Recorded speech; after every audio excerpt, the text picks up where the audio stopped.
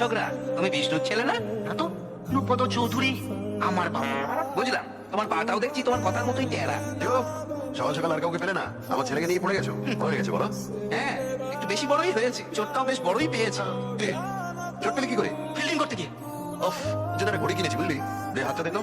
এখন কেন বাবা? জয়েন্টে র্যাঙ্ক করবো তখন দিও। আরে তো সে তো সব ব্যাপারেই দেয়, আমি আগে দিলাম। কেন বলতো? যখনই তুই এটাতে টাইম দেখবি, তখনই তোর আমার কথা মনে পড়বে, আর তখনই তুই ভাববি তোকে ভালো রেজাল্ট করতে হবে। এই হাতে বাবা। তোদের জেনারেশনে দেখছি সবটাই উল্টো। তুই তো এসে থেকে খালি টো টো করে ঘুরে বেড়াচ্ছিস, বাড়িতে যে একটু থাকবি তা না। কি রে, কথাগুলো কানে যাচ্ছে নাকি ভাবছিস মাকে আর পাত্তা দেওয়ার দরকার কি?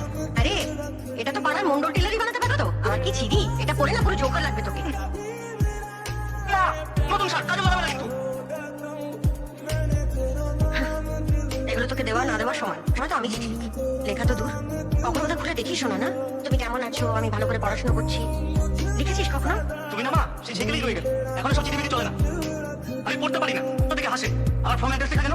আমি বাড়ির অ্যাড্রেস জানি না। তো বের করো তো, দিতে হবে না, আমি বের করে দিচ্ছি। আরে থাক না, হঠাৎ করে মাকে মনে পড়ে গেলে তুই লিখতেও তো পারিস। এই যে ম্যাডাম, তাড়াতাড়ি করো, ট্রেনের টাইম যে হয়ে এলো।